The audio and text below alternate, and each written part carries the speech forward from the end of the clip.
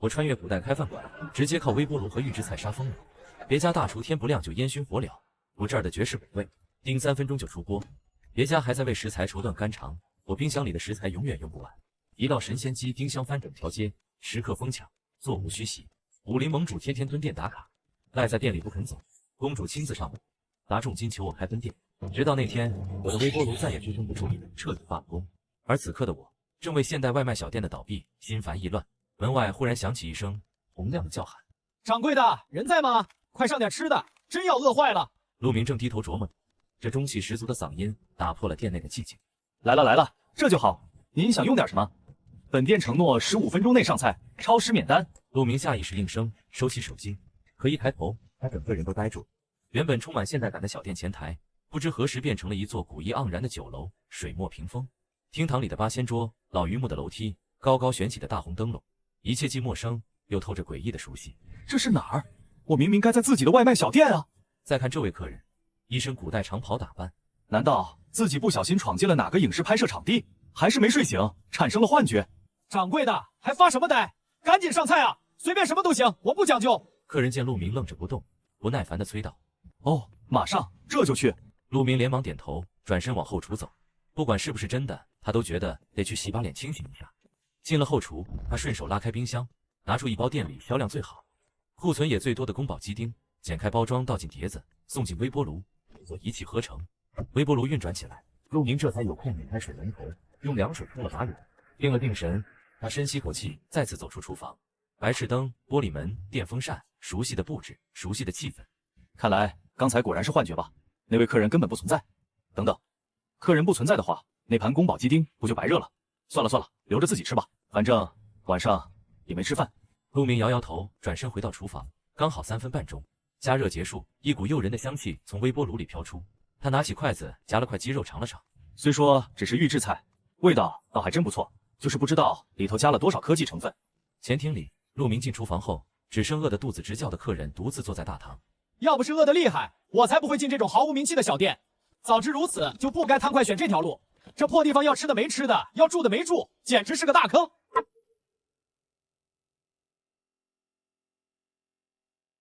要是走旁边那条道，这会儿自己估计已经舒舒服服住在酒楼里，享受热腾腾的饭菜了。说起来，隔壁镇那家酒楼确实有几道菜挺可口，时不时还推个新菜式，很合他们这群老饕的胃口。再看看这地方，不方不圆，不上不下的，大小6张桌子，脏兮兮的落满灰，角落甚至能看到蜘蛛网，一看就是很久没人打扫了，或者说很久没有客人上门了。这种店还敢说2颗钟上菜？后厨怕不是只有野菜糊糊吧？吃了会不会出事啊？可不吃又得饿死，真是愁人。罢了罢了，凑合着填饱肚子吧。等回到京城，一定要去泰丰楼好好吃一顿。等等，哪来的香味？该不会是自己饿出幻觉了吧？这种地方怎么可能有菜香？一睁眼，王强正好对上端着盘子、筷子夹着一颗鸡丁，正要往嘴里送的陆明的视线，四目相对，场面一度十分尴尬。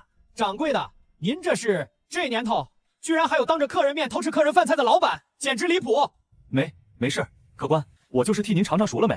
陆明慌忙放下筷子，刚才我一直以为是幻觉，想着不吃也浪费了，不然就这种预制菜包送人都不一定要。哪知道一走出厨房，居然又来到了这莫名其妙的地方。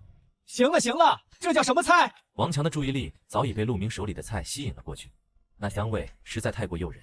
盘中的菜肴色泽红润油亮，颗粒分明，肉块上裹着浓稠的酱汁，配上翠绿的黄瓜、焦黄的花生，光是看这卖相就让人口水直流。宫保鸡丁，客官您没吃过吗？陆明有些疑惑地将菜放到王强面前。宫保鸡丁明明是道很普通的家常菜，家家户户应该都做过，好吃归好吃，但也不至于让人馋成这样吧？更何况自己这还不是现炒的，纯粹是预制菜，里头加了多少科技，只有天晓得。可眼前这位居然觉得是美味，难道自己真的穿越了？没吃过，头一回见到这么色香味俱全的菜，太香了！王强迫不及待地夹起一块鸡丁，刚一入口，他眼睛瞬间睁大。这味道仿佛有只鲜活的鸡在舌尖上蹦跳，滑嫩的鸡肉在口中化开，满嘴都是浓郁的鸡鲜味儿，简直美妙极了。除了鸡丁，那翠绿的黄瓜更是清脆爽口，让整道菜香而不腻。剩下那些不知是什么的食材，也炸得焦香酥脆，十分可口。这时候要是再来一壶好酒，那真是神仙日子了。不过乡野小店能有一道让人眼前一亮的菜就不错了，别的哪敢奢求。说来也是，这店里确实不卖酒，毕竟主打外卖，谁家外卖店还兼卖酒水呢？客官满意就好。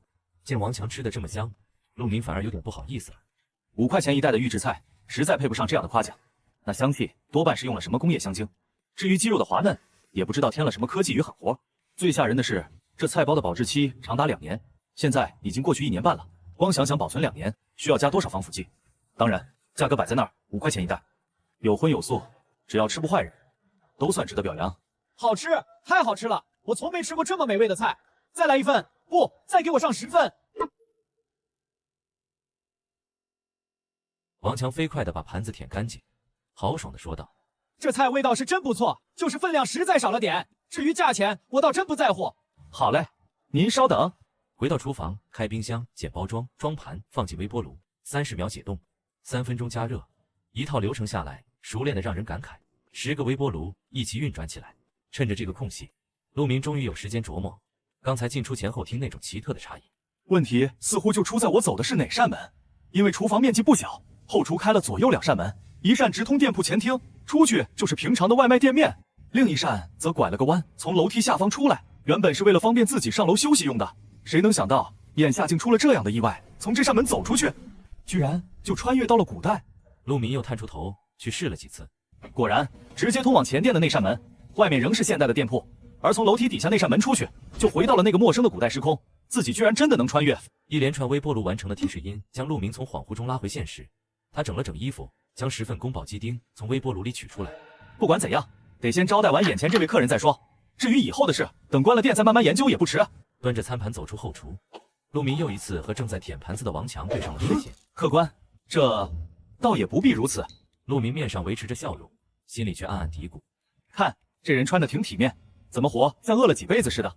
那盘子都被舔了多少遍了？哼，掌柜的，您上菜可真够快的。王强也有些难为情。我平时真不这样，就算在京城泰丰楼吃饭，顶多是把菜吃干净，怎么可能舔盘子？好歹我也是个有身份的人，舔盘子这种事情，正常情况下我绝对做不出来。可没办法，这小店的菜实在太香，太好吃了，尤其是那酱汁，越尝越上瘾，不知不觉就……还好，本店特色就是出餐快。客官，10份宫保鸡丁齐了，还要点些别的吗？陆明努力绷住表情。我是经过训练的，多好笑的事都能忍住不笑，这种场面我还撑得住。当然，要是王强继续舔下去，那就不一定了。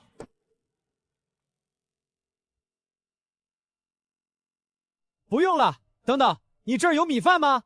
王强摆摆手，这种乡下小店能有一道招牌菜就不错了，尤其看这出餐速度，估计也就宫保鸡丁是他们的拿手菜，别的菜我可看不上。不过想到用那酱汁拌饭，应该会很不错。有的客官，有的。陆明赶紧点头。白米饭大概是我店里唯一不是预制的食物了，毕竟米价不贵，做起来也简单，没必要用预制的。而且这米饭我可是专门跟一位大厨学过的，用热水在木桶里泡米，滴几滴香油，再铺上1、2片特制香肠，不是那种包装火腿肠，而是自家腌制，选上等猪肉，剁碎灌进肠衣，在太阳底下足足晒够99、81天的顶级香肠。用这种香肠焖出来的饭会带一丝微甜，还有肉香，别提多好吃了。当然，用的米也有讲究，选的是那种普通却又特别的五常大米，蒸出来的米饭晶莹饱满，香气扑鼻，口感软糯又扎实，甜度适中，粒粒分明，可以算是米里的上品。最主要的是性价比高，和顶级 M 比不了，但胜在实惠好吃。最关键的是蒸饭的容器，而是私人定制的高级木桶。用这种木桶蒸出来的木桶饭，自带一种独特的香气，三者结合，回味无穷。这也是为什么同样是卖预制菜，我家的外卖能一天卖出上千份的原因。有些客人就是冲着这口饭来的，还有些人虽然没意识到是饭的功劳，但在米饭的衬托下，预制菜变得更美味，也就成了我家的常客。这个时间反正也没什么生意了，索性把热了一整天的饭全拿了出来，给他装上满满一大盆。客官，您的饭来了。陆明把饭盆放在旁边的桌子上，王强那张桌上已经摆了10盘宫保鸡丁，桌子小，实在放不下。正吃得津津有味的王强抽空瞥了一眼，这一瞥让他差点呛着。米饭，白花花的米饭，整整一大盆的白米饭，一大盆白米饭摆在眼前，我喉咙一紧，差点被嘴里的食物噎住。客官怎么了？是饭太多了吗？没关系，您可以用勺子盛到碗里吃，吃多少算多少。陆明还以为他是嫌饭太多，想想也是，10盘宫保鸡丁，就算每盘分量不大，加起来也不少，再加这么一大盆饭，确实容易撑到。算了，剩下的饭明天拿来炒蛋炒饭好了。蛋炒饭还是用隔夜饭更香。不是，我是想说，你家用的竟然是大白米。不然呢？不用大米，用什么？陆明摸了摸头，有些不解。你们这镇子这么富庶吗？既然是开酒楼的，主要客源肯定是周边百姓。这年头，白米可不是普通人家吃得起的。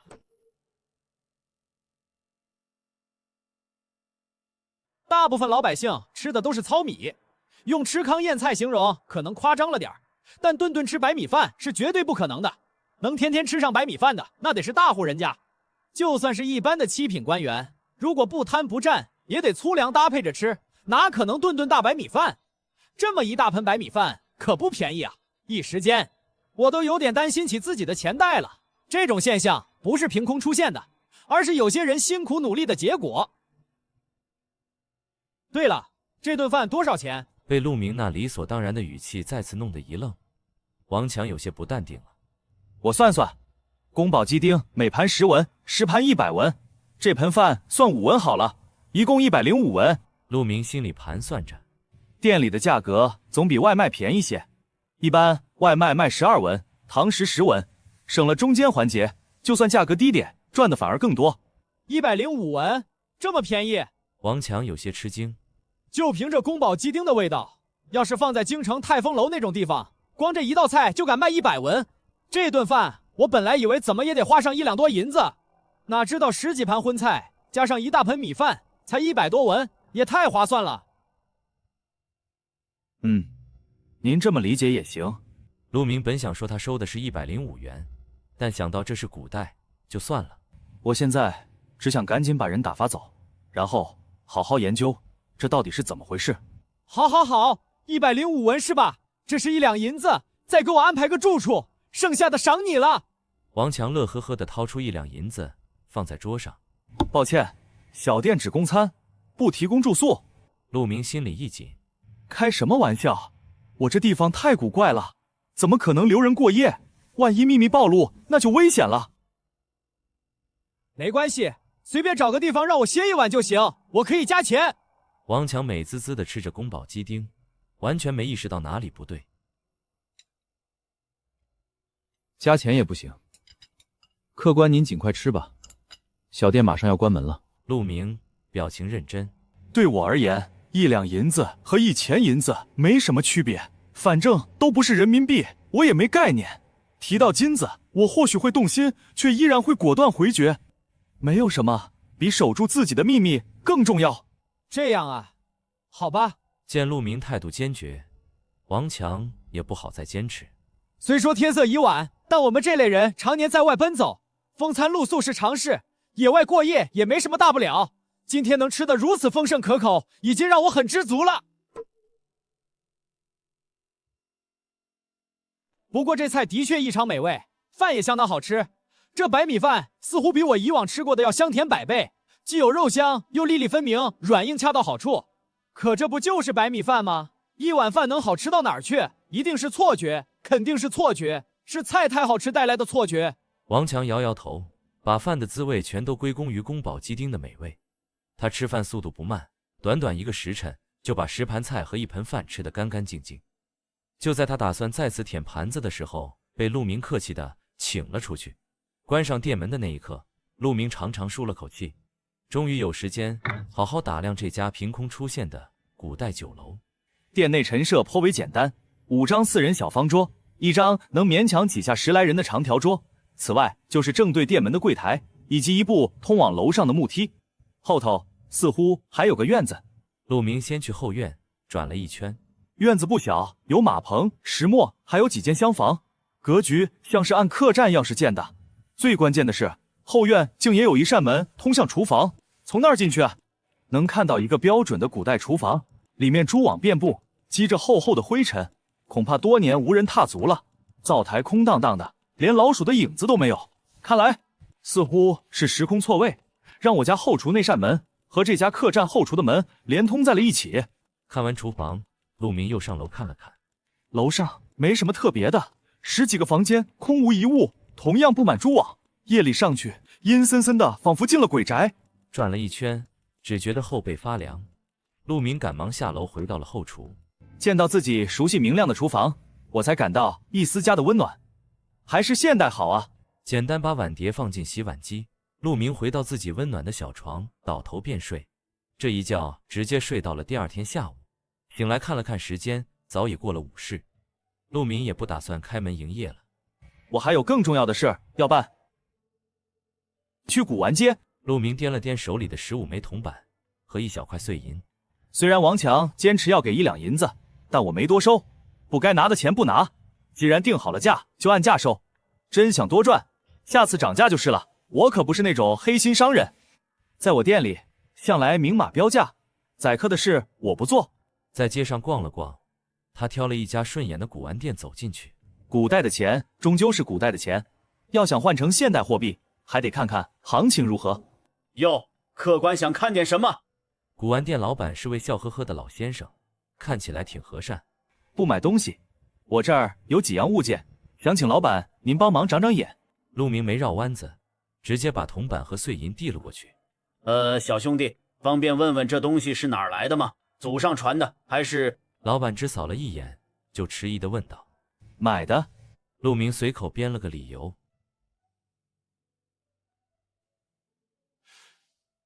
当古董买的？算是吧。陆明点点头。我确实打算当古董卖，毕竟是古代的东西。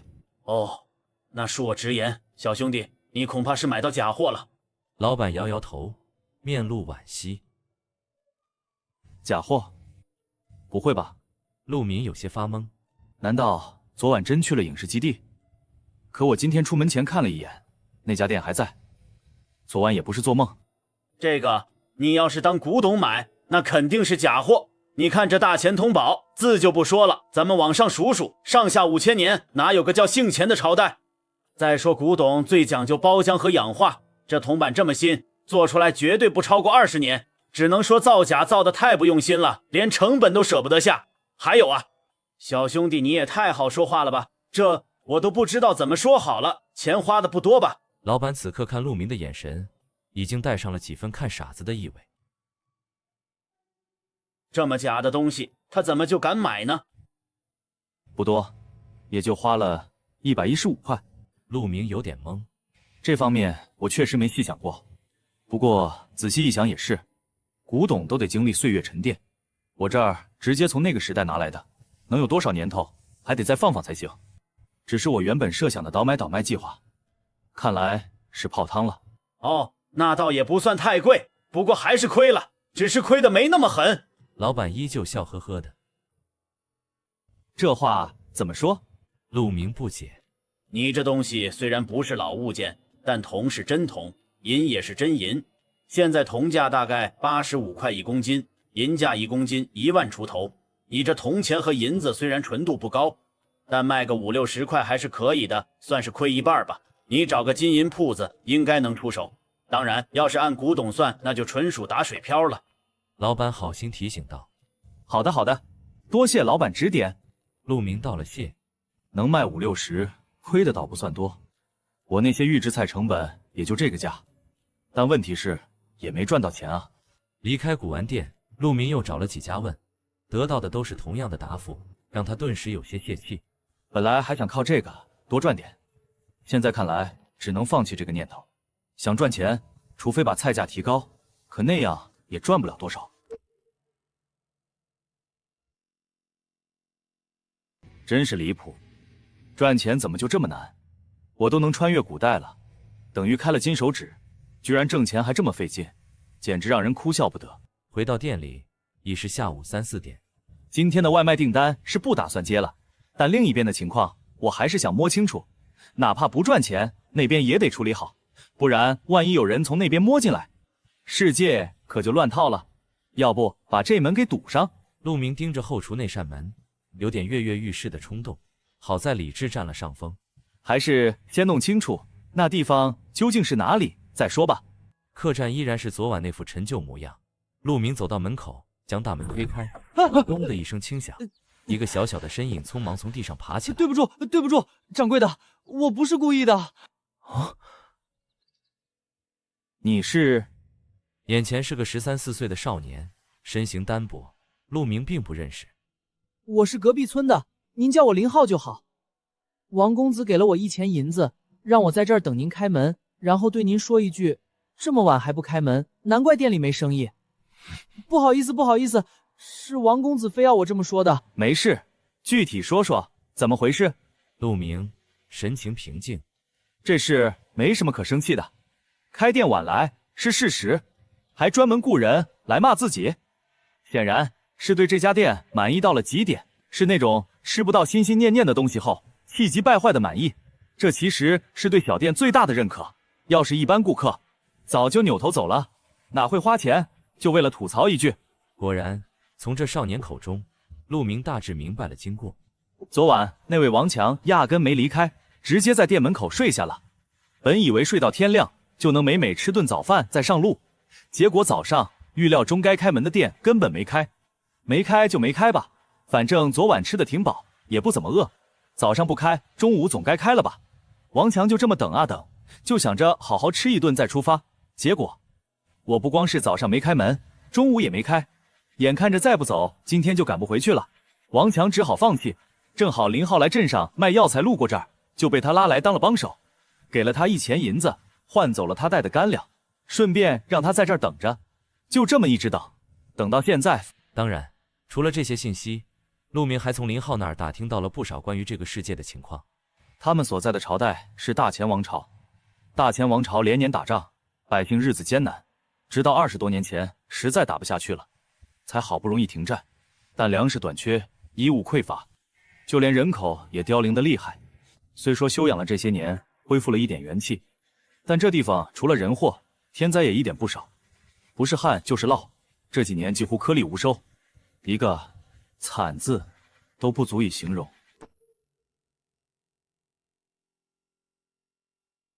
如今老百姓一天也就喝2碗野菜糊糊，米饭是大户人家才吃得起的，甚至一般的地主家，也就是用粗粮粟米填饱肚子。大白米饭那是过年才能尝到的稀罕物。当然，这世界有穷人，自然也有富人，不是所有人都吃不起饭，不然也不会有酒楼存在了。像王强那样的公子哥，明显就是不差钱的人。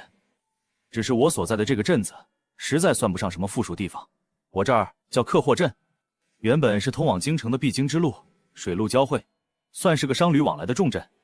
可惜20多年前因为打仗，县衙迁到了隔壁镇子，那边默默发展了20几年，经济民生早已成熟，加上有县衙坐镇，直接把人都吸引了过去。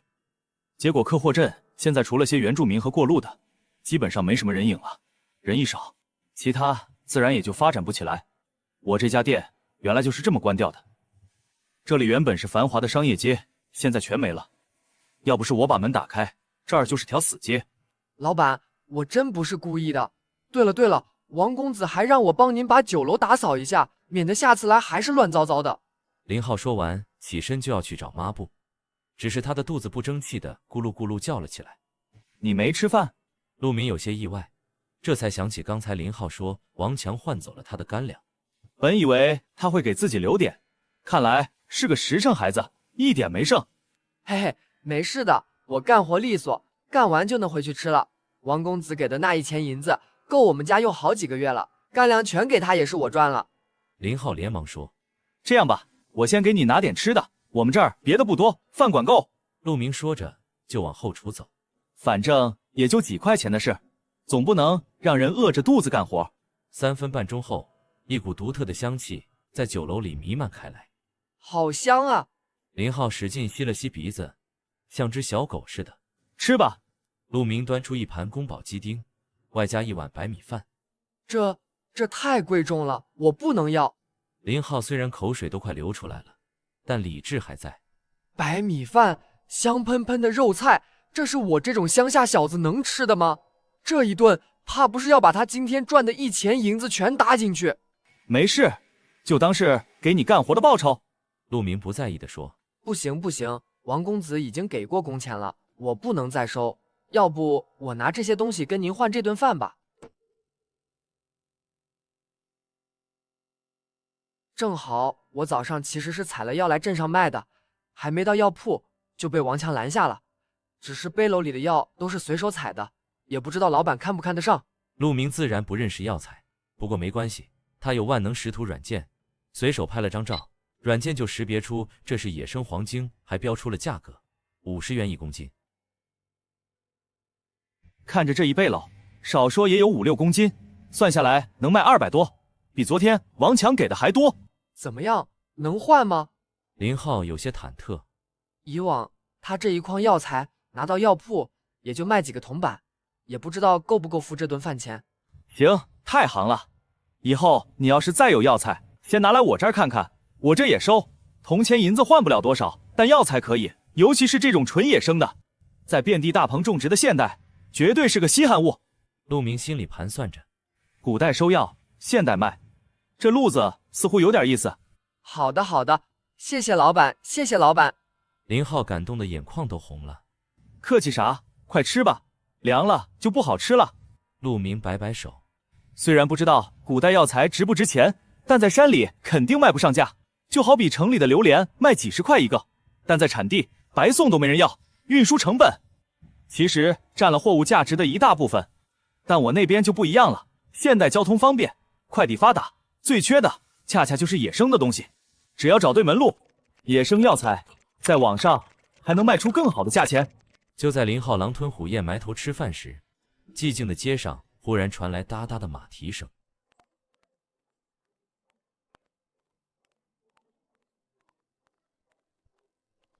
小姐，找到了，这里有家店，香味就是从这里飘出来的。可这店看起来挺脏的，要不我们还是走吧。别走，别走，不能走，怪我，都怪我，都怪我没来得及打扫。听到丫鬟说要走，陆明倒没太大反应，反正也赚不了几个钱。他这一跑，宫保鸡丁的香味直接飘到了门口，连站在门外的丫鬟都忍不住悄悄吸了吸鼻子。小姐，闻着是挺香，可还是不干净，咱们还是走吧。我是受过训练的，时刻为小姐着想。我家小姐何等金贵，怎么能吃这种不干不净的店里的东西？看这小跑堂的样子就知道了，店里肯定干净不到哪儿去。其实一开始我就不想来，但一向不爱吃饭的小姐难得开口，说想找找香味来源，我也不好拦着。本以为是什么新开的高档酒楼，哪知道是这么一家破旧小店，看起来还脏兮兮的。这会儿我有点后悔来这儿了。干净的，干净的，您看这菜都是我们老板精心做的，可干净了。林浩急了，一下子把手里的盘子递了过去，盘子里还剩着一半的宫保鸡丁，酱汁晶莹，裹着嫩滑的鸡肉，让人看着就忍不住咽口水。好想吃啊，怎么办？直面这盘菜的小丫鬟心里简直天人交战。理智上，我绝不能允许小姐吃这种不卫生的小店的菜，可本能的渴望又驱使我想尝尝这到底是什么味道。没办法，太香了，尤其是盘子就凑在鼻子下面，香气一个劲往鼻子里钻。小姐，要不……清雅咽了咽口水，刚想说要不自己先试试，掌柜的声音就从里面传了过来。林浩，客人不想吃就回来吧，我家的菜确实不太干净，人家千金之躯娇贵得很，吃坏了我可赔不起。陆明说这话时绝对是真心实意，这可是预制菜啊，谁知道怎么生产出来的，万一有什么不卫生的环节，谁说得准？其他人还好，像现代人天天吃外卖预制菜早就习惯了，根本不用我操心。王强一看就是练武的，不然也不可能一口气吃那么多，所以也不用担心。林浩呢，吃粗粮野菜长大的，更不用担心了，吃不坏的终将让他更强壮。但这马车里的这位，看丫鬟随从和马车的架势，就知道是家里精心娇养的大小姐。这种吃惯了原生态、绿色无公害食物的大家闺秀，来吃我家各种工业科技的预制菜，我是真怕给人吃出毛病来。所以刚才那话一点讽刺的意思都没有，纯粹是摸着良心说的实话。这位掌柜，抱歉，是我家丫鬟不会说话，这菜我要了。这位小姐，我没开玩笑，我家的菜真不干净，您可千万别吃，吃了会拉肚子的，说不定还会生病呢。陆明好言相劝，我是真不想惹麻烦，可这样苍白的解释，听起来反而更像是在反讽。谁家开酒楼的会说自己菜不干？我明白。那空灵的女声依旧平静。明白就好，明白就好。陆明以为马车里的人听懂了，松了口气。掌柜的，我们出1两银子买你一道菜，剩下的就当是我为丫鬟施理赔不是了。清雅，付钱。小姐，1两是不是太多了？名叫清雅的丫鬟有些不情愿。这菜再好吃，也不值1两银子。付钱。面对自己的丫鬟，那声音就没那么客气了，透着严肃，显然是想尽快了结这事。我又是期待又是崇拜的看着自家老板，这么一会儿功夫，老板居然就赚到了1两银子。这要是让我去码头扛包，少说也得干上1、2个月。可老板就这么一顿饭的功夫就挣到了，简直就是我心中的神啊！不是，我不是这个意思，我家菜是真不卫生，是真不能卖您，不然您吃坏了肚子算谁的？陆明没有被突然飞来的银子砸晕，他更担心惹上麻烦。而且我也是真不放心自家的预制菜，5块钱一袋，质量真不敢保证。无妨，吃坏了也是我自己的事，不用掌柜负责。马车里的声音听起来毫不在意。我还想再挣扎一下。10两。马车上的人显然不耐烦了，只听嗖的一声，一锭银子从马车里飞出来，不偏不倚，正好落在陆明手里。掂了掂分量，不多不少，正好10两。那我可事先说明，吃坏了不能回来找我麻烦。陆明心里一横，有钱不赚是傻子，我自然不会和钱过不去。反正大家都吃了，没理由娇生惯养的小姐就吃不得。丢下这句话，陆明转身去了厨房，又是一套熟悉的流程。很快，一盆香喷喷的宫保鸡丁就做好了。之前为了迎合某些客人的喜好，陆明特地买过一批木质打包盒，这会儿正好用上。不一会儿，1盒宫保鸡丁外加1盒米饭就打包妥当了。小姐，您可千万别吃啊，我这菜是真不干净。陆明美滋滋地掂着手里沉甸甸的银子，冲着远去的马车，好心的又提醒了一句：小姐，他欺人太甚了，简直是得理不饶人。清雅跟在马车旁，听到身后远远传来的声音，还以为陆明仍在嘲讽他，气得直跺脚。这么再三的说自己店不干净，不就是在讽刺他刚才的话吗？他们都赔了那么多钱了，这老板还要嘲讽，真是太没品了。罢了，以后不去他家就是了。小姐的嗓音依旧清澈平静，仿佛没有一丝波澜。那小姐，这菜怎么办？要不我先替您试试有没有问题。清雅想丢了又舍不得。没办法，实在太香了，而且那菜看起来就很好吃。小姐的声音轻得像一阵风。太好了。见小姐同意，清雅再也按捺不住，迫不及待地打开了食盒，啪一声轻响，盒盖掀开，一股热气裹着菜香扑面而来，像一阵小旋风直往鼻子里钻。食盒中央，宫保鸡丁静静卧着，宛如一件精致的艺术品，切成小块的鸡肉嫩滑金黄，每一块都闪着诱人的光泽，仿佛在低声诉说着它的美味。浓郁的酱汁像一件华丽的外衣，紧紧包裹着鸡丁，每一块肉都被浸润得鲜亮饱满，让人看一眼就挪不开视线。清雅小心地夹起一块鸡肉送入口中，刹那间，鲜美的滋味在舌尖绽放开来，鸡肉嫩滑多汁，口感细腻，与香浓的酱汁完美融合，让人回味无穷。另一个食盒里，白米饭粒粒分明，像一颗颗晶莹的珍珠，每粒米饭都透着淡淡的肉香，勾人食欲。清雅用筷子轻轻拨了些米饭，尝了一口，米饭软糯甘甜，和宫保鸡丁配在一起，简直是绝配。原本只想替小姐试菜的清雅，一口接一口，根本停不下来。很快，马车驶到了一座宅院门前，府门上方明晃晃挂着一个苏字，正是客货镇最有名望的苏家。马车上的也正是苏家大小姐苏锦和。小姐，到了，到家了，糟了。怎么了？这么慌张？不好了，不好了，我不小心把菜全吃光了，这下糟了。要不小姐，我再回去买一份吧。清雅急得直跺脚。只有吃过的人才知道那菜有多美味，可我刚才只顾着自己吃，完全忘了给小姐留一点，真是罪过。不必了，不过一道菜而已，有缘尝到是幸运，错过了也无妨。再说了，你不是说再也不去了吗？苏锦和有些奇怪，自己这丫鬟平时并不贪嘴，今天这是怎么了？可是真的特别好吃啊！再好吃能好吃到哪儿去？终究只是一道菜罢了。走吧，回府。我从小生在富贵人家，什么美味没尝过，自然不会太在意。刚才也不过是一时兴起，但掌柜再三言语带刺，我也不是泥塑的菩萨，心里难免有些气恼。本来就不打算吃这菜，现在菜没了，就更不在意了。可是小姐，那菜是真的很好吃啊！清雅还想再解释几句。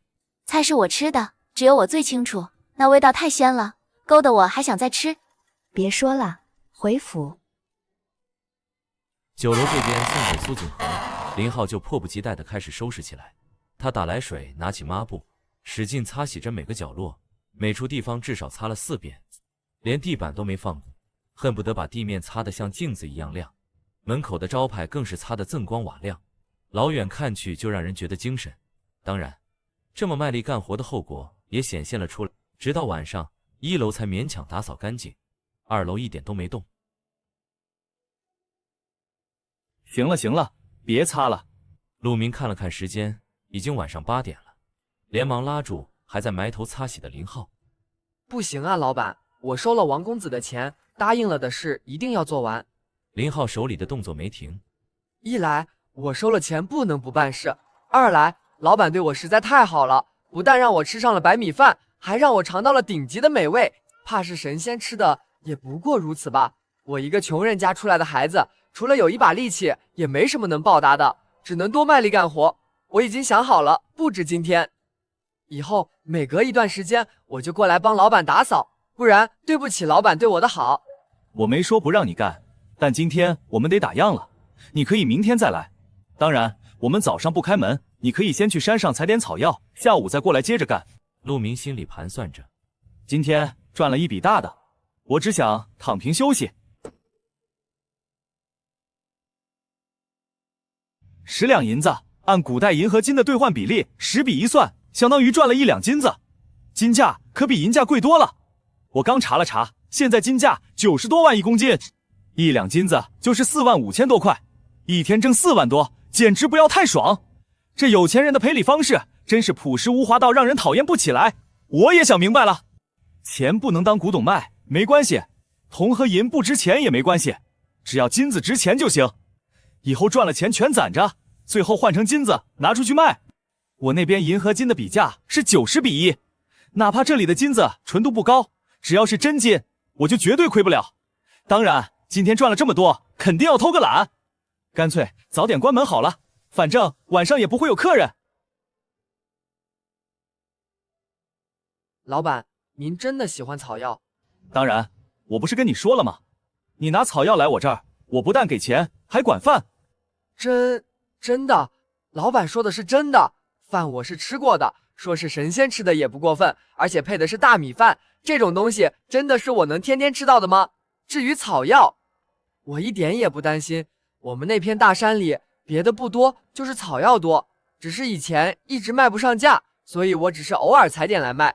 现在要是管饭的话，我就要考虑是不是发动村里人一起采药了。我虽然老实，但不傻，不然也不会采了药来城里卖。村里像我这个年纪闲着的人很多，别的干不了，采草药还是可以的。以前草药不好卖，所以我都是自己采了自己卖。但要是老板真想要，我也不介意当个中间人，少赚点就少赚点，有饭吃就行。至于我自己，还是打算留在店里帮老板干活，再挣点跑腿钱。那可是白米饭配美味佳肴啊，上哪儿干活能挣到这么一顿饭钱？自然是真的，你只要拿来，我都收。陆明想起自己的发小，我有个发小，家里就是开中医馆的。这些年，我时不时听发小抱怨，说现在的药材越来越假，人工种植的药性根本不够，好多古方都没法用。你说这抓药治病，药不对症，病能治好吗？发小那边现在根本不敢让病人自己出去抓药，都是直接配好再交给病人的，否则根本没法保证药效。但如今好的药材也越来越难收了，得靠他们自己去产地找，还不一定收得到，时不时就断货，不得已只能用人工种植的替代，再加大剂量。可效果终究是比不上野生的。有这么个稳定的收购渠道，我自然不愁东西卖不出去。好，好，好，老板，那我先回去，明天再来。林浩兴奋的走路都有些不稳，跟喝醉了似的。天，这么晚了，要不吃完晚饭再走？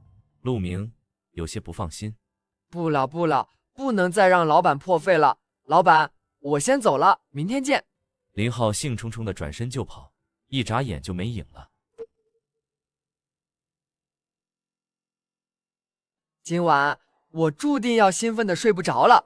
和他兴奋难免不同，有些人可就郁闷的睡不着了。京城泰丰楼一间雅致的包房里，几名精壮的汉子正在推杯换盏，谈笑风生。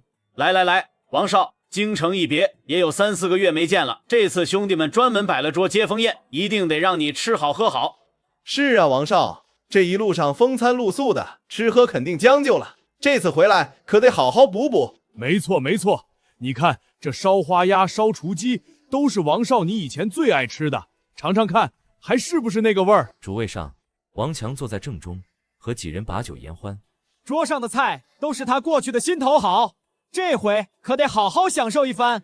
几杯酒下肚，王强将筷子伸向面前的烧鸡，轻轻一扯，撕下一只鸡腿，还是熟悉的动作。王强满意的把鸡腿送进嘴里，可刚咬一口，就觉得味道不对。怎么，好像没以前好吃了？王少，怎么了？怎么不吃啊？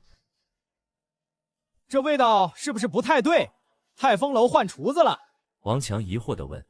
以前这烧鸡可是我的最爱，但现在尝一口却没了再吃的欲望，似乎有些寡淡，没以前那种冲动了。没换啊，不一直是这个味儿吗？挺好吃的呀。不能吧，感觉没以前好吃了。王强又尝了一口，确实没以前那种喜欢的劲儿了。这东西也能叫美味？王少，是不是你口味变了？可能几个月没吃，一时不习惯了。没事儿没事儿，再尝尝别的菜，这一大桌都是你爱吃的。旁边的人也没太在意。他们这种一走就是几个月，还得跑远路的人，口味变化是常有事。也许吧。王强点点头，又尝了几口其他菜，终究无奈地放下了筷子。以前怎么没发现呢？泰丰楼的菜又腥又柴，关键还淡而无味，简直难以下咽。要说那盘宫保鸡丁是各种滋味在舌尖上跳舞，那眼前这些菜，就像在水里涮了一遍就端上桌，没滋没味，跟填肚子的干粮差不多了。想我堂堂威远镖局少东家，以前是怎么吃得下这些糟糠的？王少，这是怎么了？没胃口吗？是不是不舒服？要不找个大夫瞧瞧？手下镖师关切地问。王强可是威远镖局未来的顶梁柱，千万不能有事。想我们威远镖局生意贯通大黔南北27省，连朝廷有时也得托我们运送货物。对我们这样的大产业来说，一个能扛起担子的接班人至关重要。王强文采虽不出众，但武艺在年轻辈里却是顶尖的，再历练几年，镖局的生意就能交给他了。这种时候，他的身体比什么都重要。不用，就是在回京路上吃到一道极美味的菜，跟那道菜比起来，这些就跟猪食似的，实在咽不下去啊。你看这鸡肉柴得很，我吃的那鸡肉嫩滑多汁，裹着一层酱，晶莹透亮，简直绝了。再说这味道别提了，就2字，寡淡，哪像那道菜一口下去几十种滋味在嘴里炸开，却又层次分明，想想都让人流口水。王强回想起昨晚那顿饭，口水就不自觉淌了下来。有那么神吗？说的也太玄乎了，要照这么说，那岂不是神仙吃的菜了？手下的人自然不信。我们都是走镖的镖师，大江南北跑了这些年，各地的知名馆子多少都见识过，但说实在的，转了一圈回来，还得数京城这8大酒楼，其他地方不能说不好，但最多也就和8大酒楼齐平。怎么可能有人做菜能把8大酒楼的菜贬得一文不值？恐怕连宫里御膳房的大厨也不敢夸这个海口吧。俗话说，学成文武艺，卖与帝王家御膳房的御厨就代表了这个朝代厨艺的顶峰。只有御膳房不要的或是退休的，才有可能被其他酒楼请去。京城8大楼，每个楼都有几位从御膳房出来的老师傅坐镇，自然不是别处能比的。当然，也不是完全没有例外，地方有地方的特色，有那么一两道拿手菜是可能的，但能让少东家茶饭不思的，那就有点离谱了。至少我是不信的。哎呀，真是神仙吃的菜，我这辈子都没尝过层次那么丰富的味道。王强也不知道该怎么形容了，那种美味超出了他的描述能力。那王少是在哪儿吃的？手下一个机灵的镖师问道。有名的酒楼就那么些，大家基本都去过，说出来听听，不就知道了？说来不远，就在离京城不到1天路程的客货镇，那边有家，怎么说呢，看上去挺有年头的酒楼，里面那道叫宫保鸡丁的菜简直绝了。我昨晚路过，一口气吃了11盘，可惜那个掌柜今天到中午都没开门，害我饿着肚子回来的。想到这儿，王强就忍不住来气。不能吧？客货镇我也路过几次，压根儿没什么酒楼啊。是啊，客货镇那地方我常年走，最早的一家酒楼也是7、8年前的事儿了。现在那儿啊，萧条得很，听说还闹鬼呢。晚上开门，白天关店。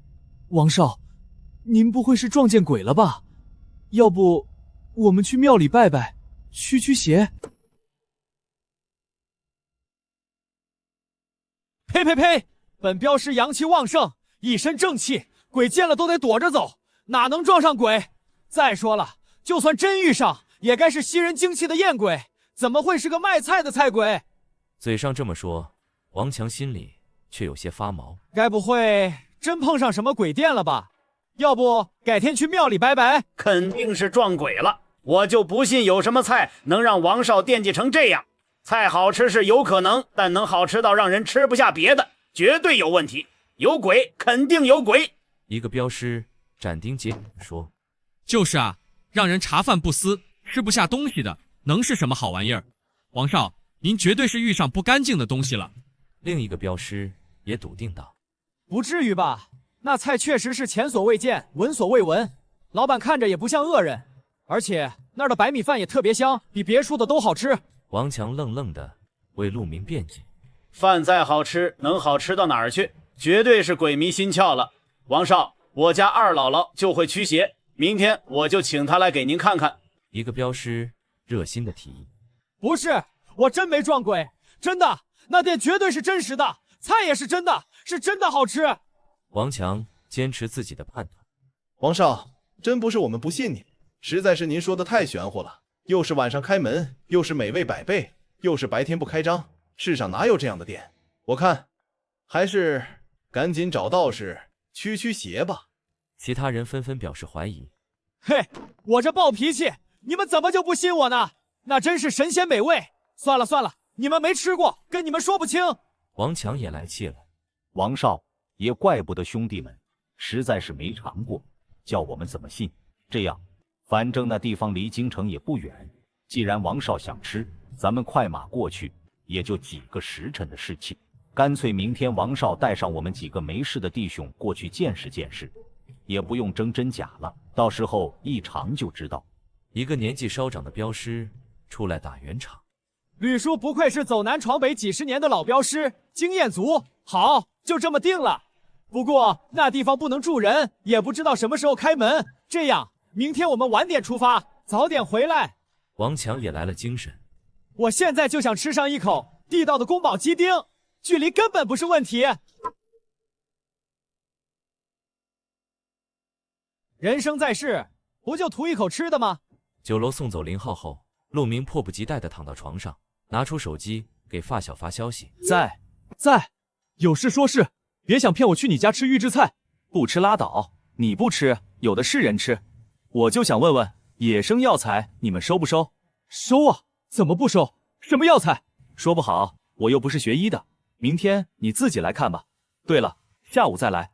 放心，早上我也起不来。上号，上。”第二天下午，饭店里陆明刚起床，打着哈欠开了门，林浩早已等在门外，身后依旧背着个大背篓，地上还放着2筐，里面除了昨天见过的黄金，还有其他不认识的药材，总之是满满3大筐。“掌柜的，这是我今天一大早从各家收来的，您看看成色怎么样？”林浩心里忐忑，昨晚回去实在太晚，我自然没时间跟村里人打招呼。不过不打紧，乡下人家平时也备这些草药。今天一大早，我挨家挨户通知采药的事实。顺便就收了一圈，整整3大筐，想来也能换点钱了。不错不错，给你算1钱银子。陆明对钱没什么具体概念，我身上就15个铜板，外加1钱银子和10两银子，15个铜板肯定不够，10两银子又太多，剩下1钱银子正合适。反正1钱银子也就50、60块钱，收这么多野生药材绝对不亏。这里头不少是干货，比昨天的鲜货更值钱，毕竟晒干后水分没了，分量和品质都不一样。这是不是太多了？林浩有些结巴。1钱就是100文，他以前去药铺卖这些，能卖50、60文就不错了。就这药铺老板还挑3拣4呢。不多，就1钱银子吧。陆明随手把前几天收来的1钱银子抛给了林浩。叮，手机提示音响起。看来我人已经到了。陆明干脆懒得回消息，拎起药筐就往厨房走。林浩想帮忙，直接被拦下了。不用，厨房种地，外人不能进。陆明心里清楚，昨天打扫时，我已经让林浩看过古代那个厨房了，但现代化厨房是万万不能让他进的，干脆就不让他进厨房了，省得麻烦。好，那老板我去干活了。林浩倒也听话。酒楼有酒楼的规矩，古代行当都讲究保密，无论是做饭的厨子、做木工的木匠，还是学医的师傅，都防着徒弟，很多东西看都不能看，尤其厨艺这东西，有时候看几眼就学会了，所以陆明不让人进厨房也是合情合理，不会引人怀疑。去吧，去吧。陆明摆摆手，提着药筐穿过厨房，回到了现代的外卖小店。哗啦啦，卷帘门拉起，门外露出一道清瘦的身影。门外的人个子高挑，鼻梁上架着副黑框眼镜，面容清秀，一副书生模样。这正是陆明的发小，家里开中医馆的小李同仁。好家伙，这么多好东西！这么多好东西，你从哪儿弄来的？我家祖上和写《本草纲目》的李时珍还有些渊源，算是中医世家出身。至于是真是假，就没人细究了。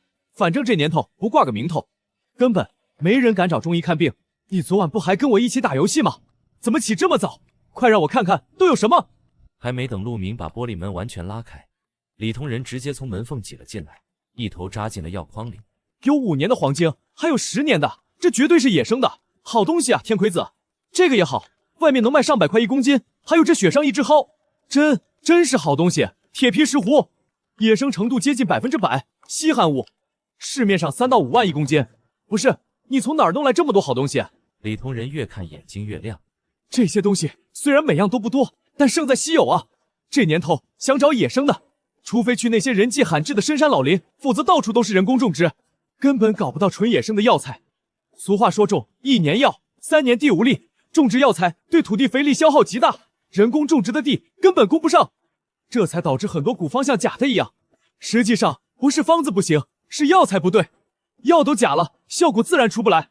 乡下亲戚送的，托我帮忙找销路，怎么样？收不收？陆明也有些意外，本以为林浩能弄点普通药材就不错了，哪知道连上万的药材都搞来了，这小子可以啊！收，当然收，怎么不收？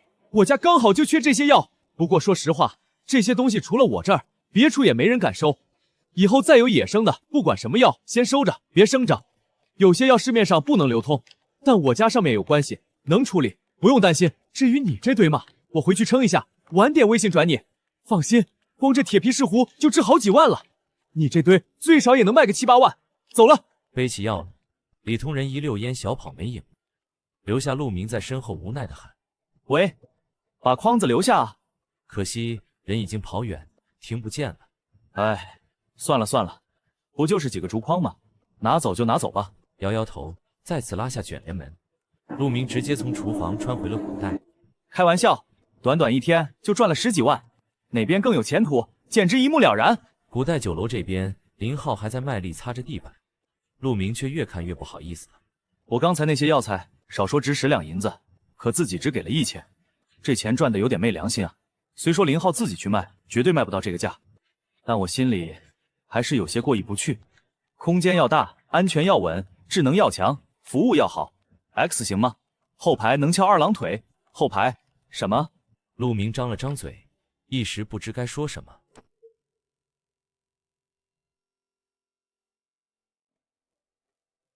老板，有事吗？林浩奇怪地抬起头，没什么，就是你那几个药筐我也收了，这15个铜板给你。陆明也没多少钱了，剩下的零散铜板就这么些，干脆全给了出去。不，这我不能要，几个竹筐的事根本不值钱，我家里有的是，您要就拿去，真的不值钱。老板，您已经对我够好了，又是高价收我的药，又是给我吃白米饭，做人不能不知足，我已经很感激了。林浩低着头，眼角有些湿润。以前我1个月也挣不了1000银子，自从遇上陆明，短短2天就赚了2000，这份恩情我永远不会忘。一大早过来，还没吃饭吧？见林浩坚持不收，陆明也没勉强。能卖出这么高的价，其实和林浩关系不大，靠的是自己的人脉和穿越这个外挂。要是硬塞钱，未必是好事。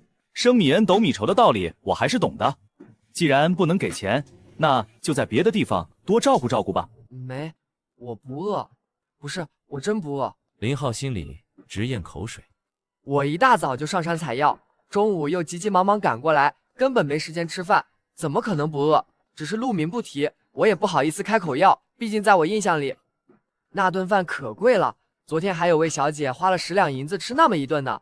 想想昨天自己吃的那顿，那可是10两银子，要是不吃，是不是就能换10两了？不过这也就是想想，昨天明显是特殊情况，这点我还是看得出来的。但那菜那饭是真香啊！饿了就说嘛，我家别的没有，就是吃的多。等着，我去给你拿饭。今天给你加2个菜。陆明说着就往厨房走去，打开冰箱，他没有马上动手。既然要加菜，肯定得挑好的。宫保鸡丁数量自然最多，剩下的销量第2是鱼香肉丝。不过这道菜有点辣，我了解过，那个朝代还没有辣椒，直接吃那边的人估计受不了，说不定还会闹肚子。至于不放辣椒，不好意思，这是预制菜，口味都是调好的，要少盐，不要辣椒，不要蒜，不要香菜，不要葱。不好意思，出门左拐，我家菜就这个味，爱吃不吃。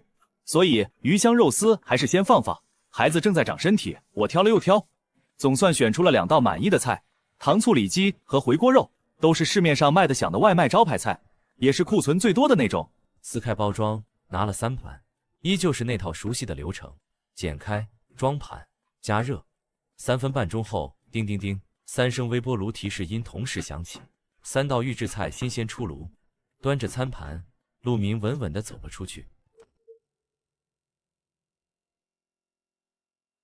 大堂里，林浩还在干活，手上的动作却不自觉地慢了下来，像极了中午快下班时点了外卖的打工人，心思全在吃的上，哪还有心思干活啊？好在陆明家的菜还是一如既往的快，3分半钟后，浓郁的香气就从厨房飘了出来，一股是熟悉的宫保鸡丁，另外2道菜林浩就不知道了，只觉得其中1道有点酸味，但毫无疑问肯定好吃。很快林浩也看清了3道菜的真面目。宫保鸡丁就不说了，糖醋里脊色泽红亮油润，鲜甜诱人，表面裹着一层晶莹的糖醋汁，在光线下闪闪发亮，浑身散发着诱人的光泽，不用凑近，酸甜的香气就直往鼻子里钻，让人忍不住流口水。再看那回锅肉，选的是肥瘦相间的五花肉，切成薄片，经过高温煸炒，肥肉的油脂被逼了出来，肉片微微卷曲，瘦肉的边缘带着焦黄，仿佛在诉说着它的美味。每一片肉都被自身的油脂浸润的油光发亮，肥油浅浅的挂在肉上，闪着诱人的光泽，看一眼就让人食欲大开。尤其是在这种饭都吃不饱的年代，肉可是稀罕物。像回锅肉这种一看就油汪汪的菜，那是过年都只能看2眼的存在，只能看2眼，再多就不给看了。至于吃，那就更是想都别想了。眼看着这么一盘菜摆在眼前，乡下孩子哪经得起这种诱惑？拿这个考验百姓，哪个百姓经得起这样的考验？掌柜的，这……林浩激动的手都不知道该往哪儿放了。昨天光是那道宫保鸡丁就让我回味了一整夜，今天掌柜竟然直接给我上了3道菜，我感动的简直想给老天爷磕300个响头。老天真是开眼了，穷了这么久的我居然遇上掌柜这样的好心人。吃吧吃吧，赶紧吃，菜凉了就不好吃了。陆明总习惯催客人趁热吃。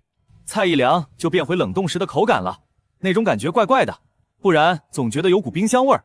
再说了，不过是3个总价15块的冷冻预制菜包罢了，真没必要这么激动。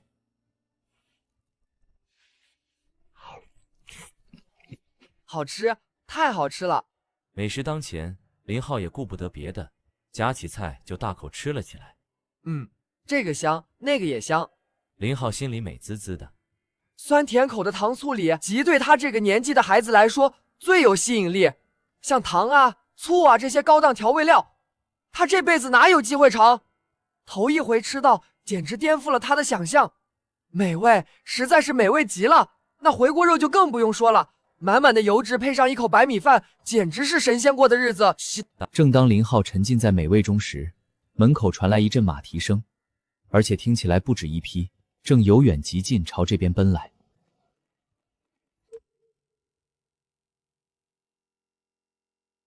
很快，骑马的人露出了真容。陆明朝门外仔细一看，哟，这不是昨天刚走的王强吗？怎么这么快又回来了？就是这儿，怎么样？我就说不是鬼店吧。王强看到大白天还开着的店，心里总算松了口气。还好还好，不是幻觉，真有这家店啊！身后跟着的几人也有些发愣。本以为自家少东家是出门魔怔了，现在看来似乎不是那么回事儿。但这店里真有少东家说的那种神仙吃的东西吗？这似乎不太可能吧。几人带着怀疑下了马，左右打量，怎么看这都是家破旧小店，怎么也和好吃扯不上关系啊？哟，好香，真香啊！不过和上次的味道好像不太一样。王强一马当先，自然是第一个闻到菜香的。不顾众人惊讶的目光，他直接冲进大堂，来到林浩面前，正好看到那3盘吃了一半的菜。这是什么？王强指着面前的3盘菜，手都有些抖。上次来我可没见到这么多好吃的，只吃了个宫保鸡丁。一想到自己错过了另外2道美食，我就气得直哆嗦，想找老板理论理论。哦，那2道，一个是糖醋里脊，一个是回锅肉。陆明看了一眼，随口报了菜名。王强虽然挺够意思，但他付的是现金，对我来说不如林浩带来的直接收益大，就是个普通食客罢了。我是说，你家既然有这样的好菜，为什么上次没给我上？你是不是看不起我，觉得我出不起钱？哦，我懂了，肯定是当时天太晚，厨房没备料。王强一边生气，一边还给陆明找台阶下。不是，当时我跟你提过，你自己说不要的。陆明并不领情。当时我确实提过，这锅我不背。提过？有吗？王强有点尴尬。好像确实有这么回事。当时我觉得这种乡下小店能有一道拿手菜就不错了，别的菜根本看不上，哪知道别的菜居然也这么好吃。我现在恨不得穿回那天给自己几个大耳刮子，人家老板推荐啥就点啥呗，又不差那几个钱，摆什么谱呢？最后吃亏的不还是自己？有，当时你就坐这儿，然后我给你介绍。陆明诚恳又认真的点头，打算还原一下当时的场景。停，打住！还有什么菜？掌柜你就一口气说了吧，我全要了。王强连忙打断他的施法。没了，今天就准备了这3个菜，好东西得慢慢上，不能一口气全拿出来，不然就没意思了。陆明心里打着小算盘，更何况我还得清库存。王强这人我了解，绝对是个清库存的好手，所以菜得一点点放出来，万一他吃多了，发现哪道菜特别合口味，其他菜不点了怎么办？想想冰箱里那几万块的冷冻预制菜，还是慢慢来吧，能清多少是多少。那就这3个菜，每样给我来10份。王强大手一挥，果然开始了清库存之路。等等，陆明没有马上转身去厨房。还有什么事？王强有点不耐烦，他急着吃饭呢。那个，菜价涨了。早该涨了，涨了多少？王强丝毫没觉得奇怪。这么好吃的菜，换我也涨价，就是不知道会不会涨得太狠。要是太狠，那我也得咬牙吃，大不了少吃几顿。每道菜50。陆明想了想，把价格翻了5倍。这个价差不多，能赚点，一般人也不至于吃不起。毕竟库存不能只指望那几个有钱人来清。50两一道菜，掌柜你也太黑心了。那先给我们每样来2盘吧。王强心疼地摸了摸钱袋。300两银子，我跑一趟镖，有时候也就挣这么多。不是，少东家你疯了，那可是50两一道菜啊！就算御膳房总管做的菜，也未必值50两，这根本就是黑店。走走走，我们走。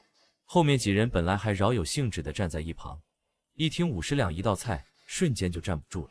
这是吃饭还是吃银子呢？倒不是说我们那么大个镖局吃不起这个价，关键是值不值啊！菜香是香，可闻着香的菜多了去了，有几道能值50两的？就算是泰丰楼那几道招牌菜，也是因为原料难得，才勉强把价抬上去的。可面前这3道菜用的什么原料？猪肉、鸡肉，还有不知道什么的菜，怎么看也和昂贵原料扯不上关系。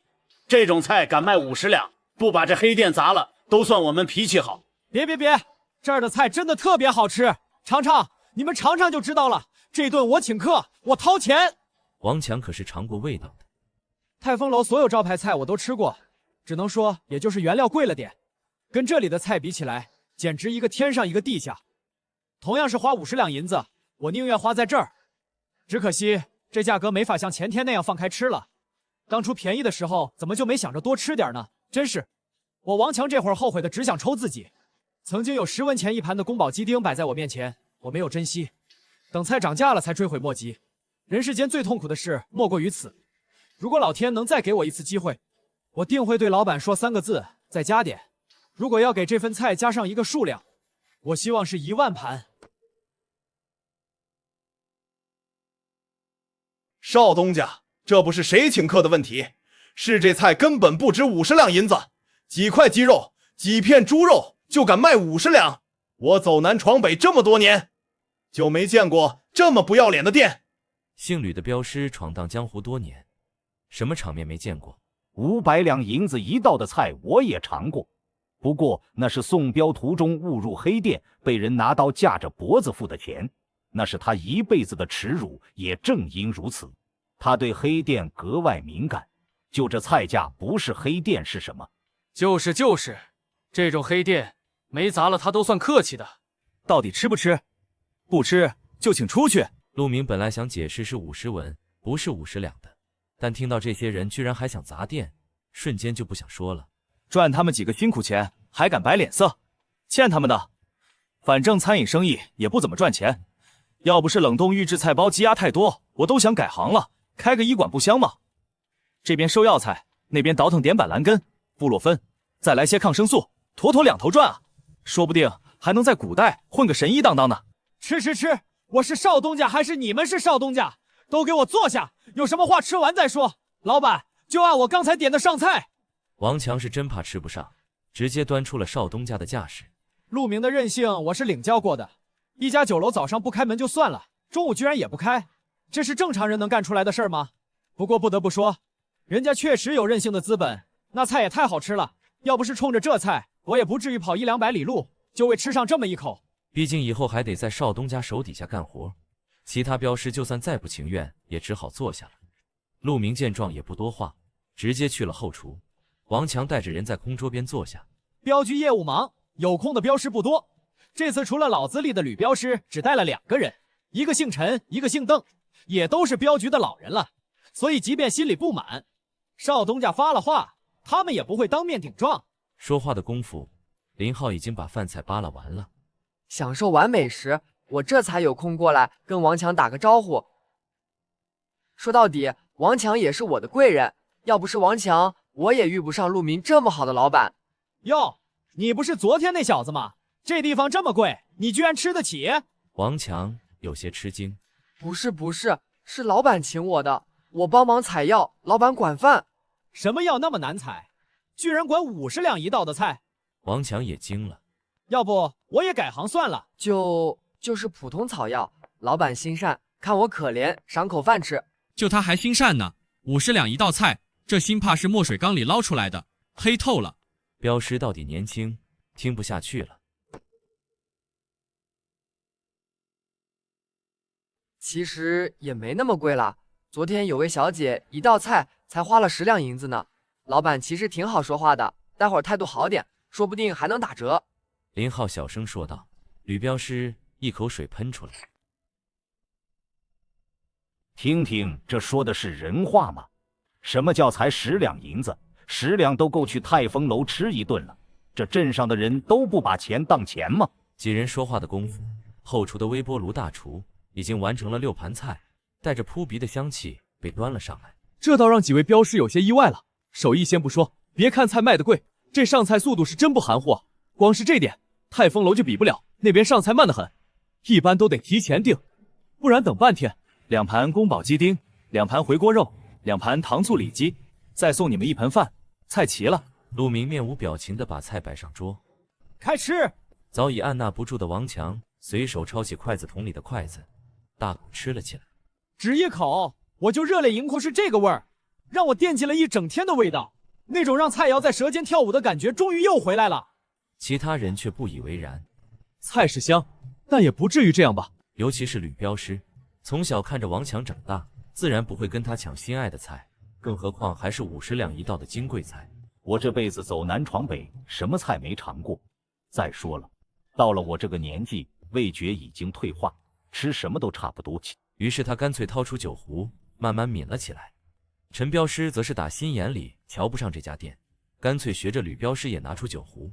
倒是邓镖师为人随和，不争不抢也不红脸，有吃的他就吃，所以他是继王强之后第2个动筷子的。菜不好意思动，免费的饭尝尝总行吧？王强也惊了，吃之前他还不以为意，可一口饭下去，浓郁的肉香带着丝丝甜味，瞬间充满了口腔。白米饭，天哪，这真是白米饭吗？怎么感觉和我以前吃的完全不一样？这口感，这味道，我眼睛瞪大，只觉得光是这白饭，我都能吃完1整盆。饭都这么好吃了，那菜……带着一丝期待，邓镖师小心翼翼地朝回锅肉伸出了罪恶的筷子。一块回锅肉入口，油脂的香味混合着几种难以形容的滋味，直接把他送上了云端。这一刻，我终于明白王强的感受了。这样的菜，别说50两，就是100两我也愿意吃啊！可这刚端上桌的菜，怎么眨眼就剩一半了？抬眼看去，王强已经开启了狂暴模式，筷子在桌上飞舞，眨眼的功夫，桌上的菜又少了1/8。这下我再也顾不上矜持了，一招凤凰3点头，直取面前的盘子，彻底疯狂。就这样，你争我抢，短短2分钟，桌上的6道菜就在陈镖师和吕镖师目瞪口呆的注视下消失了。王少，说好这顿您请客，这盘子我俩可就分了。2人吃完菜还不过瘾，看着油光发亮的盘子，不约而同的抢了起来。瞎说，明明说好是陪我过来看看的，而且钱都是我付的，应该我拿4个，你2个才对。我怎么可能把盘子让出去？那汤汁一看就知道拌饭绝了。既然如此，就别怪我手快了，大家各凭本事吧。邓镖师发出诡异的笑声，抢先伸手捞了一个。那就别怪我不客气了。王强也不示弱，一脚踹飞邓镖师的凳子，趁机抢占先机，总算有惊无险地抢下了4个盘子。陈镖师到底年轻沉不住气，指着2人，惊讶的说不出话来。老板，给我也上1盘菜，就要糖醋里脊吧。吕镖师是个实在人，这会儿也不由对这菜的味道好奇起来。可惜眼前盘子都被舔干净，我想尝也尝不到，没办法，只能再点1盘。同样3分半钟后，1盘油亮亮的糖醋里脊端了上来。瞅着王强和邓镖师虎视眈眈的眼神，吕镖师干脆把盘子端在手里，压根儿没敢放桌上。果然，他保证自己只来得及吃1口。我不知道的是，很快我就会庆幸这个决定，因为1口下去，我就被这道糖醋里脊彻底征服了。酸甜交织的滋味，连我这样走南闯北一辈子的人也没尝过。一道菜里居然能把2种味道融合得这么融洽，酸酸的醋香缓解了糖的甜腻，糖的甜味又中和了醋的尖锐，两者结合简直是天作之合。一瞬间我就被这美味折服了。3下5除2，1盘糖醋里脊在他手里没撑过1分钟。看着盘底剩下的糖醋汁，他心一横，又叫了1碗饭。脸面算什么？我这把年纪也不怕丢人了。就着饭，他直接开启光盘模式，眨眼的功夫，桌上又多了1个空盘，但比其他2人舔得干净多了。舔完盘的吕镖师意犹未尽的又瞅了盘子一眼，似乎还想再来1遍。不过他刚刚已经舔了3遍，确实没味了，不然也舍不得放下。只能说有点可惜。不是，吕叔，您怎么也这样了？陈镖师彻底看不明白了，原本和自己同一阵线的2个人，怎么突然就倒戈了？小陈啊，我现在觉得王少不愧是咱们未来的当家人，这眼光没得说。吕镖师没解释，反倒夸起了王强。没错没错，王少这眼力确实厉害，这样的神仙馆子都能被挖出来，以后咱们威远镖局绝对能稳坐头把交椅。邓镖师也跟着附和。过奖了，过奖了，我也只是碰巧站在了巨人的肩膀上，说到底还是老板手艺好，可惜啊，不能天天吃。王强谦虚的摆摆手，表情却是一脸沉痛。这样的美味，一天不吃我都难受。老板，给我也来一份回锅肉。陈镖师终于忍不住了，也顾不上钱不钱的事，他现在就想知道这店的菜到底有多好吃。同样3分半钟后，香气扑鼻的回锅肉端了上来。不过他就没吕镖师那么老练了，居然直接把盘子放在了桌上。他小心翼翼地伸出筷子，夹起一片回锅肉，油光发亮，确实诱人。肉一入口，浓郁的香味瞬间在舌尖漫开，肥瘦相间的回锅肉入口焦香，肉质鲜嫩多汁，口感醇厚，每嚼一下都带来巨大的满足感，让他不禁陶醉其中。这种美味如此独特，直接刷新了我对美食的认知。这真是我们这些凡人能尝到的食物吗？不，这已经不能叫吃饭了，只能叫享受。等他慢悠悠地享受完一片回锅肉，再睁眼，却发现自己刚点的回锅肉已经全没了，只剩一个光溜溜的盘子。好家伙，真是好家伙！这群饿死鬼投胎的，连口汤都没给我留，谁动我的回锅肉了？陈镖师郁闷地吼道。桌边3人眼观鼻，鼻观心，仿佛什么都没发生过，但从他们额头的汗能看出，刚才绝对经过了一场激烈争夺。行了行了，老板结账，都算我的。最后还是王强坐不住了，喊老板来结账。谁让我是这群人未来的头呢？总得表示表示，才好收拢人心啊！一共8盘菜，饭算送的，总共400文。陆明连算盘都不用，张口就来。400文，不是50两一道菜吗？王强惊呆了，这和说好的不一样啊！什么50两，50文？你当我是开黑店的？陆明头顶冒出几道黑线。我再黑心，也不至于把价格翻5万倍啊！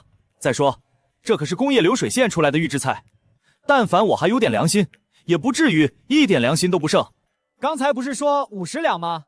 我去，我还以为涨了多少呢，才50文一道菜，加菜，每道菜再给我加10份。王强说着说着，这才意识到从头到尾老板只说了50，压根儿没提2字，纯属自己嘴瓢。王少，你不厚道啊！就是都怪你，让我们误会了。老板这儿哪是黑店，简直是做慈善的。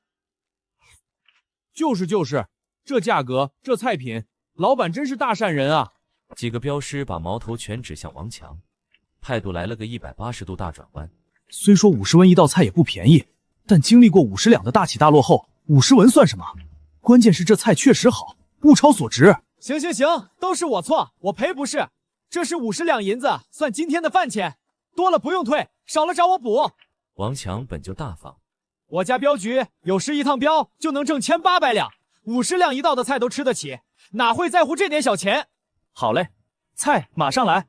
陆明心里乐开了花，有钱能使鬼推磨，50两银子砸过来，我当然不能怠慢这样的大客户。钱啊，那可都是钱。酒足饭饱，傍晚时分，王强带着手下几人原路返回了。接下来的一段时间，陆明的酒楼就显得风平浪静了。王强偶尔会带人来店里吃一顿，但除此之外，酒楼多数时候门可罗雀。偶尔有路过的商队经过，一听每道菜要50文钱，立马就把迈进门槛的脚收回去，扭头就走，不带半点犹豫。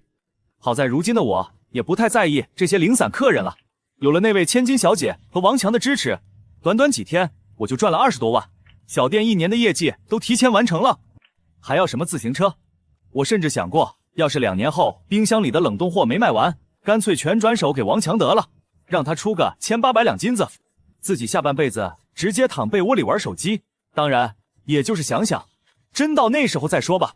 除了卖菜，草药生意倒是遇到点瓶颈，野生药材毕竟需要生长周期，除了开头几次大丰收赚了10几万，后面收上来的就越来越少了。没办法，容易采的都被采完了，剩下的要么不好采，要么得跑很远的路，基本上要隔好几天才能收满一筐来卖。不过这正合我的心意，要是天天有那么多药材，反而不正常了。野生药材的来历都不好解释了，我自己倒没太在意，但林浩却把这事儿放在了心上。这几天他请了假，似乎要去附近几个村子走亲戚，大概是打算多找些人帮忙采药吧。对于这事儿我也没拦着，发小李同人家可不是只有一家小医馆，而是开了几百家连锁药店，遍布全国，野生药材缺口大得很，有多少要多少。林浩那边帮忙拉人，自己能赚到钱，我就更不用说了。中间商赚差价最狠的一次，这种3赢的好事我为什么要拦？不对，不只是3赢，帮忙采药的孩子能挣钱，用到真药材的病人能治好病，可以说5赢、6赢、7、8赢都有。虽然算不上药神，但也是功德一件。陆明这边日子过得悠闲，有些人却没那么顺心了。苏府，花瓶摔碎的声音在苏锦和大小姐的房间里响起，瓷片散了一地，连这位平时温婉如画的大小姐都不由皱了皱眉。因为这已经不是第1次了，算算这个月，这已经是第3个被摔碎的花瓶了。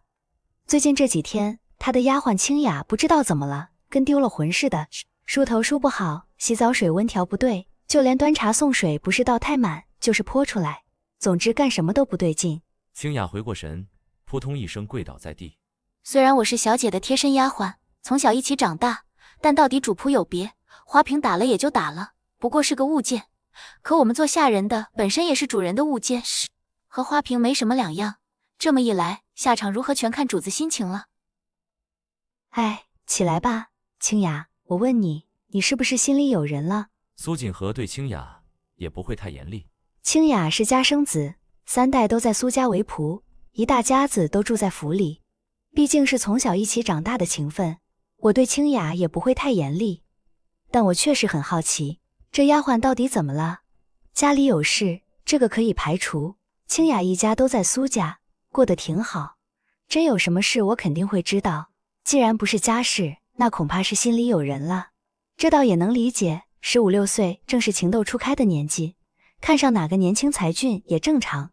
就是担心清雅这丫头被人骗了，万一财色两空，还伤了心就麻烦了。没有没有，怎么可能？我可是小姐的陪嫁丫鬟，小姐还没出嫁。不对，就算小姐出嫁了，也不可能。清雅连连摇头，脸羞得通红。没关系的，你虽是我的贴身丫鬟，但我们情同姐妹。你要是真看上了哪家好儿郎，我也会放了你身契，让你和他好好过日子。当然，前提是我得先见见，看看他人品如何。苏锦和真心实意地说道。没有没有，小姐您别瞎猜了，我真没心上人。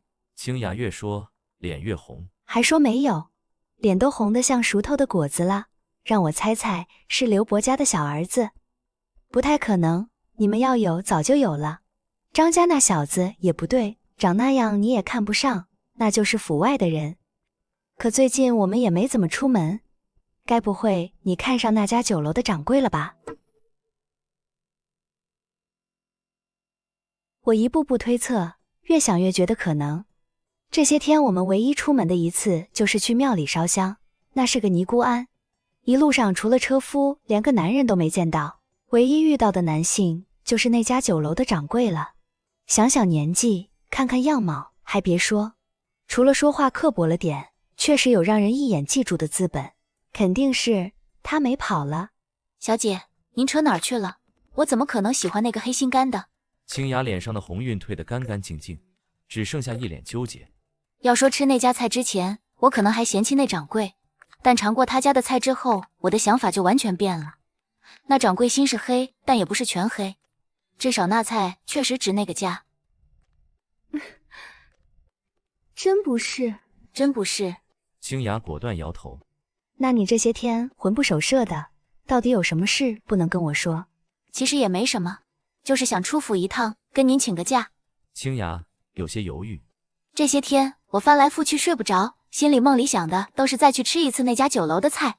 为了这个，我茶饭不思，好几天没睡安稳了，睡不好自然没精神。也难怪做事老出差错，但不得不说，那菜是真好吃啊，吃了还想吃。准了，去吧去吧，我这儿没事。再说还有其他丫鬟呢，你去吧，放心大胆的去。苏锦和爽快地答应了。真的？清雅喜出望外。本以为出府是件难事，没想到小姐这么轻易就答应了。这下好了，总算能吃到心心念念的美味了。当然是真的，去吧去吧，现在就去。苏锦和点点头，爽快地把清雅推出了门。清雅兴高采烈地跑了出去。吴妈妈，跟着她，小心点，别让她发现。看看她去了哪儿，见了什么人。清雅一走，苏锦和的笑容瞬间消失。我倒要看看是哪个男人把他的丫鬟魂都勾走了。要是真心对清雅还好，要是个骗财骗色的，那就别怪我棒打鸳鸯了。没错，到现在我还是觉得清雅是思春了。毕竟正常人哪会想到，有人居然会为了一道菜想得失魂落魄。苏府门外，太好了，太好了！清雅掂了掂手里沉甸甸的钱袋，开心的一路蹦跳着朝酒楼方向去。我完全没有察觉身后跟着个鬼鬼祟祟的人影，此刻我满心满眼都是对美味的期待。这钱袋里装着我这些年攒下的所有积蓄，这回非得在酒楼里吃个痛快不可。可到了店门口，他却犹豫起来。上次我好像才放过狠话，说再也不来了，这才过去几天，就这么进去，不是明摆着打自己的脸吗？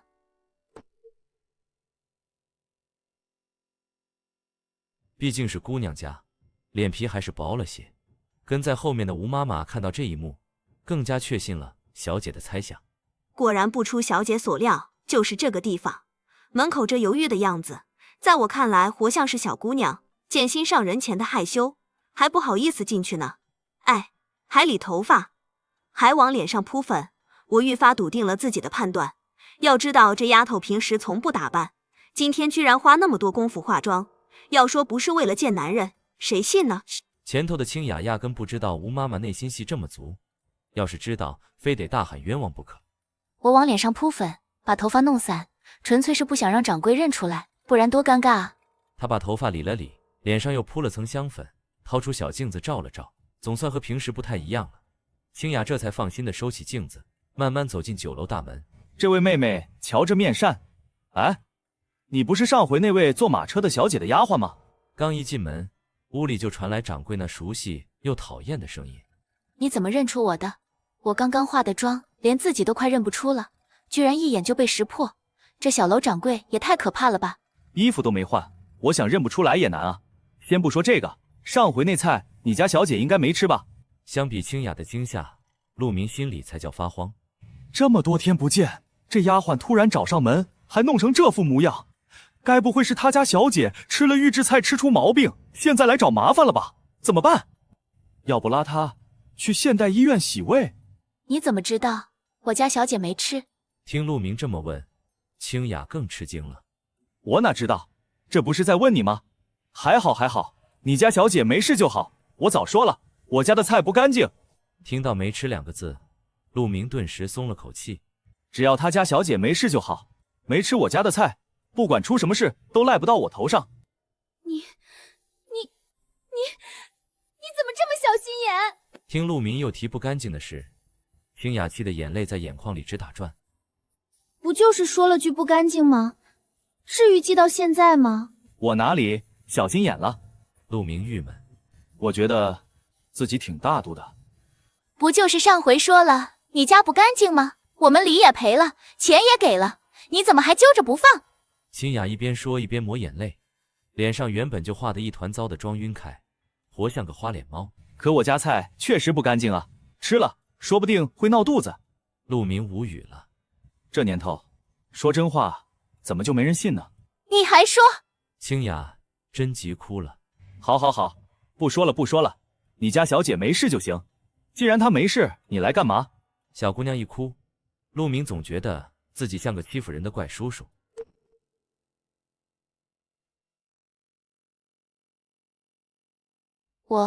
我想吃菜。清雅小声说道。吃菜？不行，不能卖给你。陆明果断拒绝。上回幸好没事，这回再卖给他，万一吃出问题算谁的？为什么？清雅没想到陆明拒绝的这么干脆。我不是说了吗？不干净。陆明有点头疼。这姑娘怎么就是听不明白呢？不干净。呜呜呜，你又说不干净。上回那份菜全是我吃的。呜呜呜，你家菜干不干净，我还能不知道吗？你就是小气，就是想报复我。老板，我错了，我给你跪下认错还不行吗？自从上回吃了你家的菜，我茶饭不思，就想再吃一口。这几天光想这个，活都干不好。再这样下去，朱家都要赶我走了。我错了，我真的知道错了。求求你大人有大量，原谅我吧。就让我吃一顿就一顿，不然我干什么都没心思。清雅一边哭一边就要往下跪。哎，别跪，我可受不起。而且话可不能这么说，我家是正经酒楼，你这么说，不知道的还以为我家菜里加了不该加的东西。陆明越听越不对劲。虽然我家菜里确实有科技狠活，但也仅此而已，绝对没有违禁品。什么叫茶饭不思？就那几个预制菜包能有这么大魅力？那不是狗都不吃的东西吗？他哪里知道，这个朝代做菜根本没那么多调味料。就算京城的大酒楼做菜，顶多也就是放点猪油，加点盐，连用料酒、葱姜蒜去，经都是大部分人接触不到的秘方。至于猪要腌过才好吃，这种后世才发现的秘诀就更不用提了。在这种煮熟就能吃的古代，那一堆调味料简直就是降维打击。就好像家里的狗，没吃过人类剩饭前喂它平淡的狗粮，它也吃得下去。可一旦尝过饭，吃过人吃的美味，再让它回去吃狗粮，它理都不理。为啥？没味儿啊！你要不卖我，我就不起来。清雅梗着脖子，彻底不要面子了。面子算什么？面子有吃的重要吗？好，卖你，吃出毛病了别找我。还有，我家菜涨价了，50文一道，嫌贵出门左转。陆明也没办法了，这叫什么事儿啊？不贵，老板，你做的菜最好吃了，那我要3盘，不7盘。清雅忙不迭地站起来，掰着手指头数。7盘，你吃得完吗？陆明看了看清雅的小身板，有点怀疑。吃不完，我打包带走。不行，不能打包，打包10两银子一份，就3盘，要不要？陆明心里有顾虑，我这可全是冷冻菜，打包回去肯定凉啊，那感觉怪怪的，像是重新冻过一样。这些菜本来就是急冻出来的，再加热已经破坏了急冻状态，要是凉了细菌滋生，哪怕再热一遍，味道不说，吃坏肚子的几率也大大增加。好，3盘就3盘，我吃。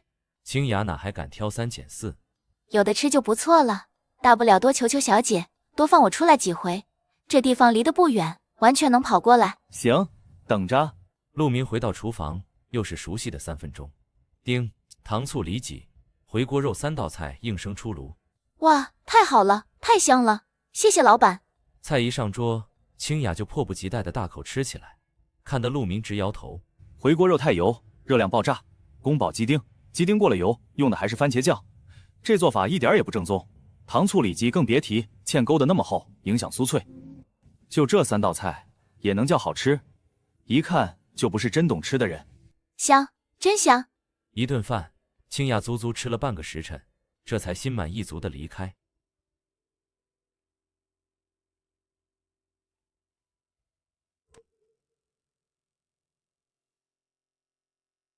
苏府，此时吴妈妈早已先一步跑回来禀报了。你看清楚了？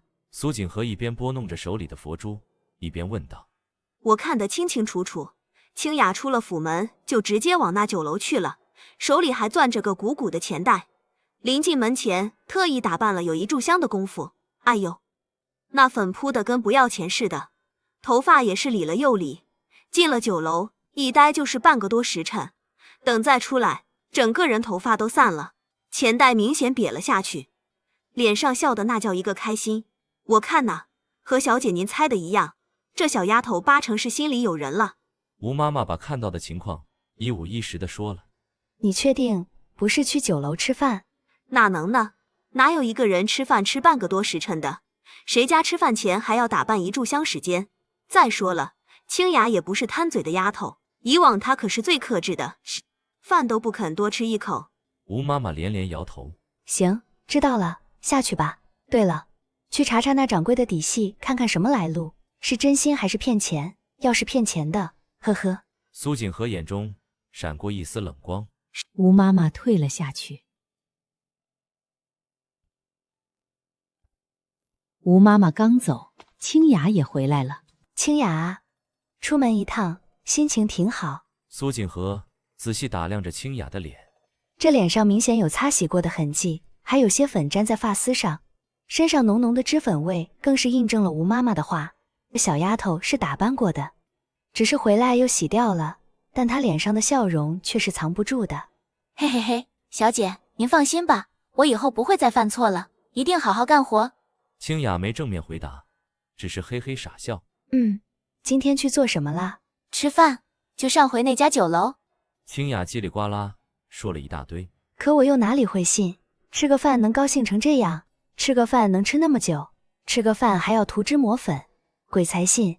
还什么神仙菜品，人间美味都是借口，那么多明显心虚的表现。此刻清雅的解释活像是怕被家长发现早恋的托词，说的越多越显得心虚。不过我也没戳穿他，捉贼拿赃，捉奸拿双。等我拿到确凿证据，看这小丫头还怎么狡辩。接下来的几天，清雅隔三差五就请假出去吃一顿，苏锦和都准了。我需要的是一个合适的时机出手，而这个时机最重要的还得先调查清楚。酒楼的生意照常做着，陆明的开门时间倒是越来越随意了。反正就那么几个熟客，开不开门也无所谓。除了清雅隔几天来一趟，剩下的就是王强时不时过来，请镖局的镖师们吃一顿。说起来，王强来的频率最高，只要没事就往这儿跑，也是辛苦他屁股底下那匹马了。这天王强又来，不过这次他不是一个人，而是带了整整一个押镖的队伍。老板，上菜，好吃的都给我端上来。一进门，王强就大声嚷嚷，那架势仿佛回了自己家。哟，这么多人，你这是要出远门？陆明看了一眼，几十号人的队伍浩浩荡荡，别说还挺气派。队伍中间有几辆马车，车上放着10几个箱子，沉甸甸的，一看就值钱。是啊，这趟出去得几个月，又要有好长一段日子吃不上掌柜你的手艺了。王强一脸沮丧地说。不过我还是分得清轻重的，吃终究只是吃，正事还是得担起镖局的责任。没事过来吃吃喝喝还行，有事还是得走镖，不然这么大的家业不出几代就败光了。正事要紧，不过你这是往哪儿去？陆明点点头，随口问道。这次有批货要运到泉州，路程倒不算太远，就是如今南边有点乱，这一路上怕是不太平。王强摇摇头，脸色不太好看。南边乱？陆明不解。我一来就在这客货镇，从没出去过，对外面情况一无所知。不过看客货镇日子平平淡淡，除了穷点倒也没啥，还以为外面也都一样。是啊，这些年朝廷虽然尽力休养生息，但南边都是山水，粮食种不起来。要不是商人和朝廷从北边调粮，怕是早就闹饥荒了。可这几年北边不是大旱就是大水，自己粮食都不够吃，哪还供得上南边？现在那边到处都是占山为王的贼寇，乱得很呐。王强有些感慨。对我们走镖的来说，这种情况既是好事也是坏事。好的是镖局生意多了，坏的是危险大大增加。总之那条路都不好走。那你路上自己多保重。陆明也不知道该说什么。我并不是救世主，救不了天下人。就算在现代，也还有些国家的人吃不上饭呢。要不是当代出了位像神农那样的人物，恐怕那边的情况也好不到哪儿去。我倒无所谓，凭我的功夫，真遇上什么事，打不过总还逃得掉。我就是有点担心你，万一真乱起来，或是蔓延到京城附近，你这儿可就危险了。有没有考虑过去京城发展？就凭你这手艺，肯定能在那边站住脚。王强早就想把陆明拐回去了，正好借这个机会探探口风。不用，我哪儿也不去。陆明心里有底。开什么玩笑？我的后厨又没法跟着我搬走，去京城有什么用？去了京城，难道能比这儿更安全？真要碰上闹事的，我直接躲回现代，把防盗门一关，谁也上不着我。没错，不是普通防盗门，是银行保险库级别的防爆门。这些天闲着没事，我特地请了师傅在厨房加装的，只要不是炸弹都炸不开，安全的很。几个安装师傅虽然不明白为什么厨房要装防爆门，但拿钱办事，个人有个人的癖好，他们选择尊重，就算不尊重癖好，也得尊重钱，不是？这门原本倒也不是为了防流民，主要是防小偷，这样哪怕晚上酒楼进了贼，也跟不到现代去。我晚上睡觉能踏实不少。好吧，就知道你会这么说。那我还有件事要提醒你，3年一次的春闱马上就要到了，大批学子已经开始准备进京了，你也该准备准备了。王强苦笑着摇摇头，看来想实现家门口的美食自由是没戏了。春闱，那不是明年才开始吗？现在才3月，还有整整1年呢。再说了，我又不参加科举，有什么好准备的？陆明奇怪地问。你这不是开酒楼吗？客货镇这地方可以说是进京的必经之路，每次都有大批学子从这里路过。当然，现在他们一般从隔壁绕过去，但那主要是因为以前客货镇没吃没住的地方。现在你把店开起来了，说不定就有人来了。不对，是一定会有人来的。不是我说，就那些穷书生，你确定他们吃得起我家的菜？陆明怀疑。我看话本里就没一个书生是有钱的，都是靠坑有钱人家的小姐、青楼里的姑娘，或者家里的糟糠妻，这才东拼西凑出进京赶考的路费。就这样，还得省着花。这种人能吃得起50文一道的菜，怕是有点勉强吧。你这话说的，人家去参加春闱的那可都是举人老爷，一路上有的是富商愿意出钱，当然这钱也不是白拿的，所以大部分人还是更愿意自己解决。但举人本身大多都有收入了，吃顿饭还是吃得起的。不过春闱确实还远，我让你准备的是秋闱。不瞒你说，我们镖局收到消息了，南边有些地方闹灾，流民闹起来，官府根本压不住，好些地方的秋闱根本办不成，所以朝廷开会决定让他们全都来京城这边考，这样考完秋闱直接准备春闱，也省得来回跑了。王强压低了声音说：那要是没考中怎么办？没考中就回去呗，这年头有身份才有地位，朝廷哪管得了那么多。王强理所当然地说：好吧，可这样一来，那些来考秋闱的秀才不是更穷了吗？怕是更吃不起我这儿的饭了吧？我还准备什么？陆明翻了翻白眼。有富商啊，除了举人，有潜力的秀才也有富商捧的，这叫投资。再说你也可以投资几个有潜力的，等他们将来发达了，给你家酒楼题个字，挂个匾什么的，生意不就好起来了吗？说不定100年后还能传为佳话。王强一副恨铁不成钢的样子。没必要，不稀罕那些。陆明摆摆手，一副淡泊名利的模样。靠，那些穷酸书生哪靠得住？真要出名，我还不如自己给自己题诗呢，整点千古名句往上贴，当个文抄工，美滋滋，保证比那些书生的酸词强多了。好，不稀罕，钱你总稀罕吧？王强又吐了口气。我是真没想到陆明油盐不进啊！我想送个人情出去，怎么就这么难呢？这倒是稀罕，但你不是说他们没钱吗？陆明点点头。钱，我当然是要的。是没钱，所以才好赚钱啊！王强理所当然地说。啊？这话把我听糊涂了。陆明感觉这一刻听到的好像不是人话。你想啊，那些秀才举人哪个不是寒窗苦读10几年，平日里粗茶淡饭惯了，嘴巴里能淡出鸟来，这一路奔波辛苦，到了你这儿闻到香味，谁不想打打牙祭？钱不够，好办啊！他们身上总带着笔墨纸砚吧？你让他们写幅字，画张画抵饭钱不就行了？这些人里，将来要是出个状元、进士，你的酒楼可就名扬天下了。说得轻巧，万一他们将来没考中呢？我收一堆废纸有什么用？这你就不懂了。读书人的字画在市面上本就值点钱。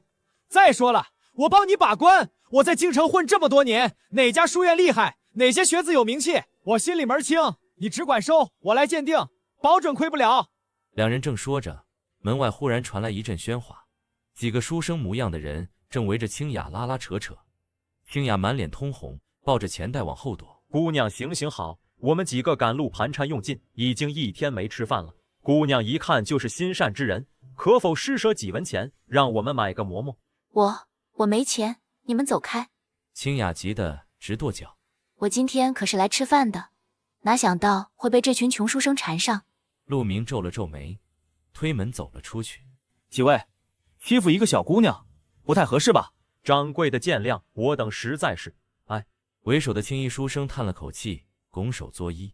他面黄肌瘦，衣衫虽然将洗得干净，却已洗得发白，袖口还有磨损的痕迹。我扫了他们一眼，一共5人，都是年轻人，眼神倒是清亮，只是眉宇间带着浓浓的疲惫和窘迫。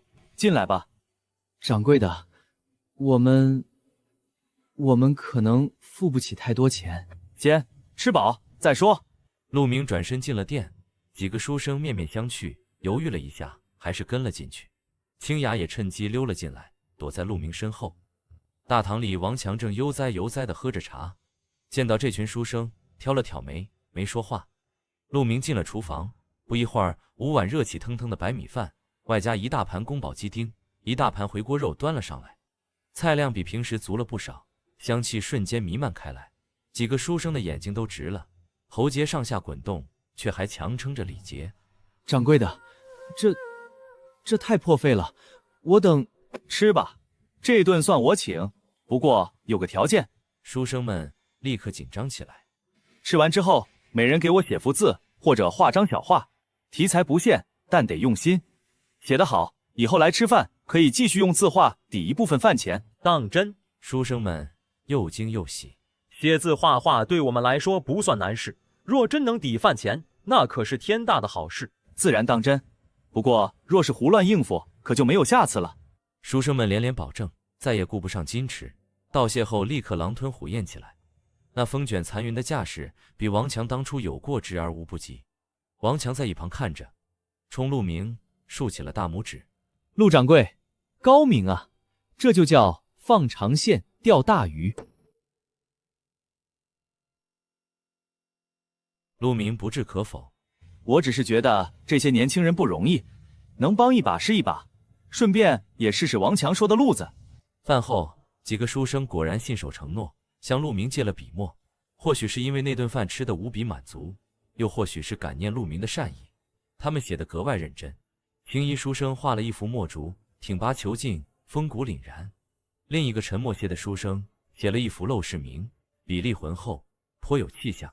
年纪最小的那个画了幅简单的山水小品，意境却悠远，连清雅都看得入了神，小声对陆明说：“老板，他们画得真好看。”王强也凑过来看了看，点点头，低声对陆明道：“穿青衣的叫周文彦，是南边小有名气的才子。那幅墨竹在京城起码值10两银子。写陋室铭的叫李普，字写得最好。陆掌柜，你这顿饭赚大了。”陆明小心地将字画收好。我不懂鉴赏，但能感受到其中的诚意和才气。书生们千恩万谢地离开了，说秋闱之后若能留在京城备考，定会常来。看着他们远去的背影，陆明心里忽然有些不一样的感觉。这家意外连接古今的酒楼，似乎不再仅仅是一个处理库存、赚点外快的地方了。王强也带着镖队启程了。临走前，他塞给陆明一个地址：“我在京城的住处，若有事，或者你想通了，想去京城开店，随时来找我。”店里又恢复了平静。清雅还是隔三差五来，每次都心满意足。苏锦和派来调查的人似乎没发现什么奸情，加之清雅回去后干活确实麻利了许多，苏锦和也就暂时由着他去了。只是他心里对这家让丫鬟魂牵梦绕的酒楼越发好奇。林浩回来了，不仅带回了更多村的采药人，自己还正式提出想留在酒楼当个伙计，不要工钱，管饭就行。陆明答应了。后院的厢房收拾出一间给他住，有个人看店，我也省心。日子一天天过去，南边的秀才举人果然陆续北上。路过客货镇，陆明酒楼的字画换饭不知怎么传开了，吸引了不少囊中羞涩却富有才学的书生。酒楼里渐渐多了些读书声和辩论声，虽然有些吵闹，却让这座陈旧的小楼焕发出别样的生机。陆明依然每天睡到自然醒，依然用微波炉加热着他的预制菜。冰箱里的库存缓慢减少。现代那边的外卖小店彻底成了摆设，但他银行卡里的数字却在古代药材和字画的双重补给下稳步增长。他换了些金子，通过发小李同人家的渠道稳妥出手，在现代悄悄购置了一处不错的小房产，心里踏实了不少。偶尔他会在夜深人静时独自坐在酒楼大堂，看着那些书生留下的字画，听着后院林浩均匀的鼾声。这穿越开的饭馆似乎越来越有意思了。